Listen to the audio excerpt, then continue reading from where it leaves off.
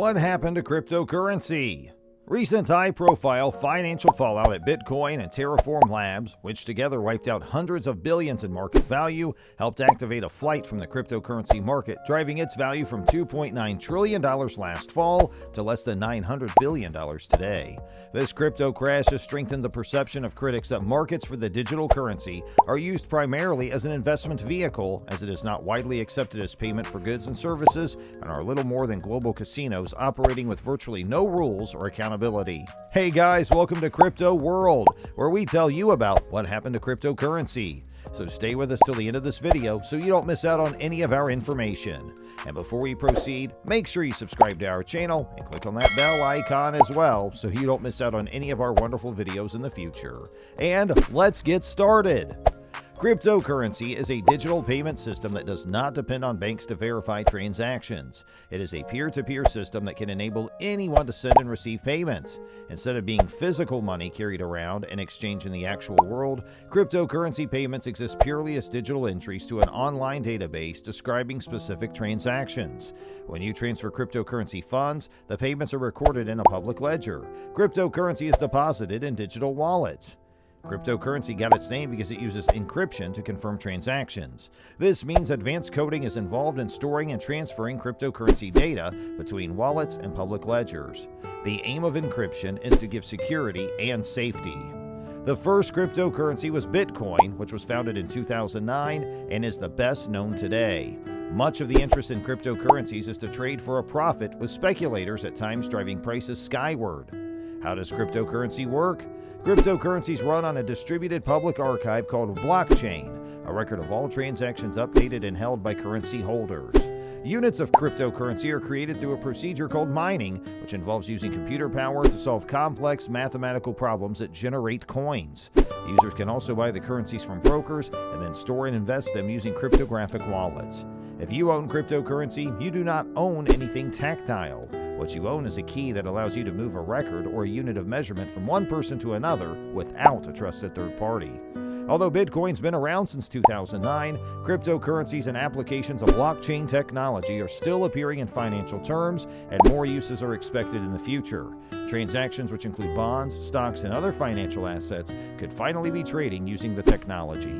Scott Duke Comeners is a teacher of business administration at Harvard Business School and a faculty affiliate of Harvard's Department of Economics and the Harvard Center of Mathematical Sciences and Applications. Comeners spoke to the Gazette about why the crypto market has jumped in value in recent months and how a tide of upcoming international regulation could affect the market. For the past 6 months, we've been tilting into a state of overall financial uncertainty. Crypto assets are very volatile, in part because there's so much uncertainty about which crypto technologies are most likely to be most useful in the long run. For example, which ones the market may team up on for mediums of exchange, and a lot of the applications are technical in nature and novel. And so there's a lot of uncertainty, and a lot in the value of the return is downstream, just like with tech companies. Note that there's been a broader pullback for tech companies. A lot of tech firms make big investments in improvement up front, and then the payoff is long-term in the future. In our current macroeconomic climate, it is harder for them to find the money for those sorts of investments, and so that type of business can get tougher to operate. Crypto could have the same dynamic. On top of that, it's more uncertain which technologies are going to be long-run successful. And then on top of that, there's the speculation attached to new asset classes and similar. And so there's a lot of uncertainty around crypto, and in times of overall financial market variability, people will pull away from riskier assets. At the same time, a lot of the common technology investment and entrepreneurship in crypto is still going on. We saw this with prior crypto cycles as well.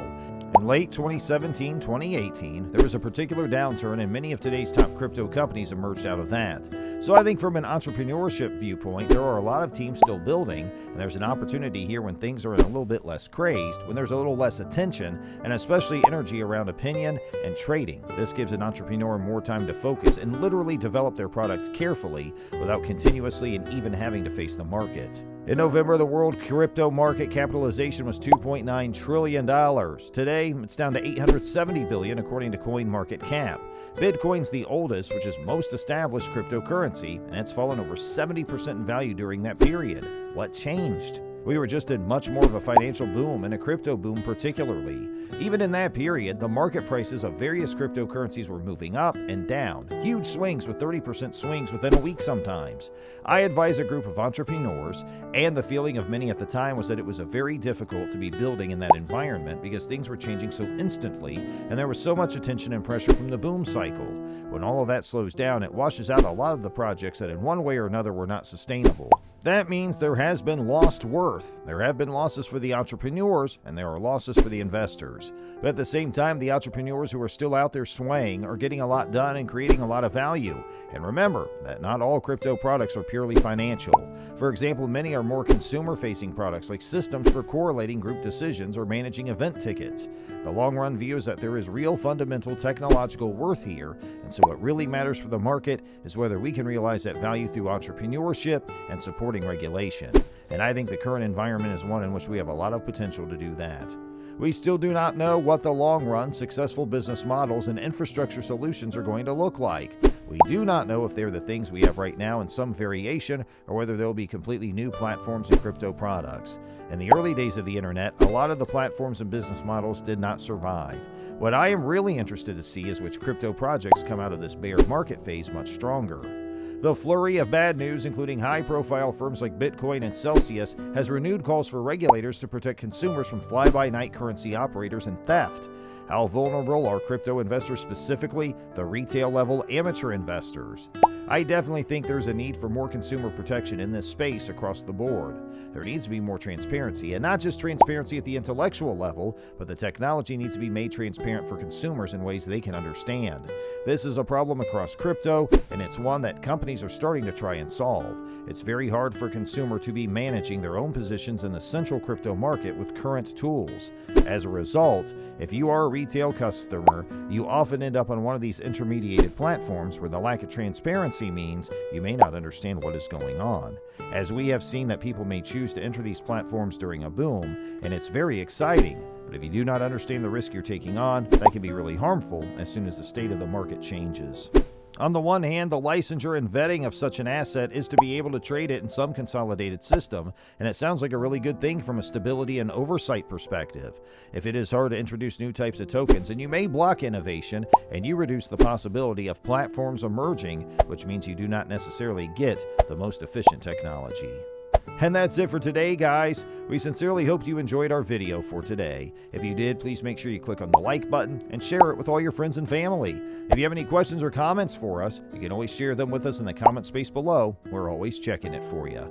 Make sure you don't forget to subscribe to our YouTube channel as well to see even more of our incredible videos. And you can also check out our other videos that have been specially selected just for you. Hey, thanks for spending time with us today, and we will see you in our next video. Have a great day.